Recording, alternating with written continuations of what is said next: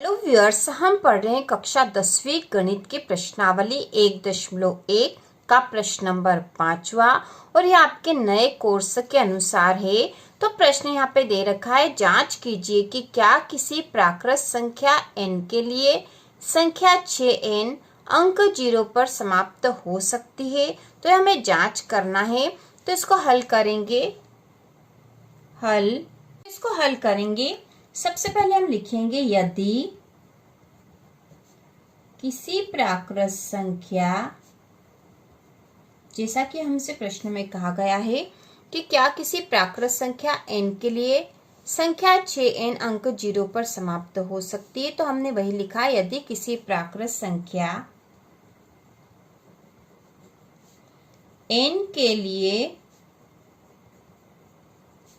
संख्या 6n अंक 0 पर समाप्त हो सकती है, तो वह संख्या 5 से विभाज्य होगी। 5 से विभाज्य होगी, क्योंकि जो भी संख्या 0 पर समाप्त होती है वह सारी संख्याएं 5 से विभाज्य होती है। 5 का भाग उसमें पूरा पूरा चला जाता है। अब इसके बाद हम यहाँ लिखेंगे, तो यहाँ पर तो संख्या 6n है, इसलिए हम लिखेंगे, लेकिन यह संभव नहीं है।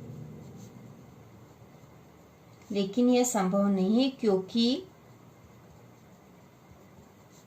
6n बराबर 2 गुणा 3। ठीक है, 6 को और कैसे डिवाइड कर सकते हैं? 2 गुणा 3 और इसकी घात n हो गई। 2 गुणा 3 हो गया और इसकी घात n हो गई है। तो इसके बाद हम लिखेंगे, इसी कारण 6n के गुणनखंड में केवल अभाज्य संख्या 2 व 3 ही आ सकती है। 2 व 3 ही आ सकती, क्योंकि इसके जो गुणनखंड हमने करा 6 का, तो वो 2 गुणा 3 मतलब 2 तिया 6 हुआ। इसके अलावा कुछ नहीं हो सकता है। और यहाँ पर हमने ऊपर कहा था कि 6n जो है अंक 0 पर समाप्त हो सकती है क्या, लेकिन 0 पर समाप्त होने वाली हर संख्या तो 5 से विभाज्य होती है। तो यहाँ पर जो 6n है इसको भी 5 से विभाज्य होना चाहिए, लेकिन यह संभव नहीं है, क्योंकि 6n बराबर 2 गुणा 3 की घात n। ठीक है, 6 को हमने 2 गुणा 3 कर दिया है, इसकी घात n। इसी कारण 6n के गुणनखंड में केवल अभाज्य संख्या 2 व 3 ही आ सकती है, 5 तो इसमें आ नहीं सकती है। अब हम आगे लिख देंगे, यहाँ पर अंकगणित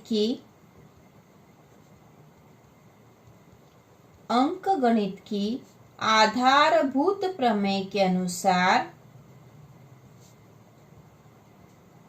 आधारभूत प्रमेय के अनुसार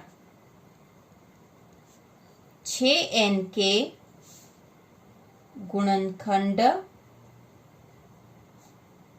में 2 व 3 के अतिरिक्त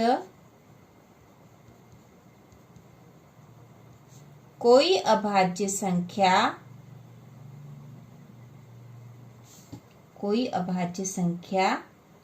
नहीं आ सकती।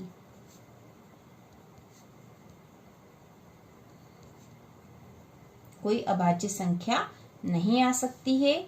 इसलिए किसी प्राकृत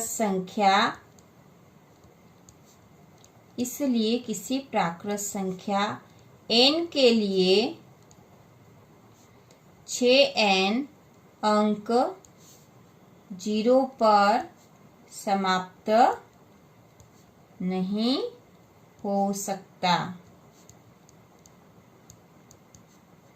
ठीक है, तो इस प्रकार से हमने जांच कर ली है कि ये जो कथन दे रखा है सही नहीं है। ये जांच करनी थी हमें कि जांच कीजिए क्या किसी प्राकृत संख्या n के लिए संख्या 6n अंक 0 पर समाप्त हो सकती है। तो हमने जांच करी। सबसे पहले हमने कहा कि यदि किसी प्राकृत संख्या n के लिए संख्या 6n अंक 0 पर समाप्त हो सकती है तो वह संख्या 5 से विभाज्य होगी, क्योंकि 0 पे जो भी संख्या समाप्त होती है वह 5 से विभाज्य होती है। और यहाँ पर लेकिन यह संभव नहीं है, क्योंकि 6n बराबर 2 गुणा 3 की घात n हो गया। ठीक है, 6 जो है इसमें 2 गुणा 3 2 तिया 6 होते हैं, इसलिए 2 गुणा 3 के अभाज्य गुणनखंड के रूप में हमने इसको विभक्त कर दिया है। और इसी कारण 6n के गुणनखंड में केवल अभाज्य संख्या 2 व 3 ही आ सकती है। अंकगणित के आधारभूत प्रमेय के अनुसार, तो अंकगणित की जो आधारभूत प्रमेय होती है उसके अनुसार किसी भी संख्या के अभाज्य गुणनखंड जो होते हैं वह अद्वितीय होते हैं। तो ये जो अभाज्य गुणनखंड है यह भी अद्वितीय है, इसलिए अंकगणित के आधारभूत प्रमेय के अनुसार 6n के गुणनखंड में 2 व 3 के अतिरिक्त तो कोई अभाज्य संख्या नहीं आ सकती है। इसलिए किसी प्राकृत संख्या n के लिए 6n अंक 0 पर समाप्त नहीं हो सकती। ठीक है, हो सकती कर देंगे इसको। तो इस प्रकार से ये पूरा आंसर हो गया। प्रश्न नंबर 5 को हमने हल कर दिया है। और इसी प्रकार के और वीडियो देखने के लिए कक्षा 10 की संपूर्ण तैयारी के लिए चैनल को सब्सक्राइब कीजिए।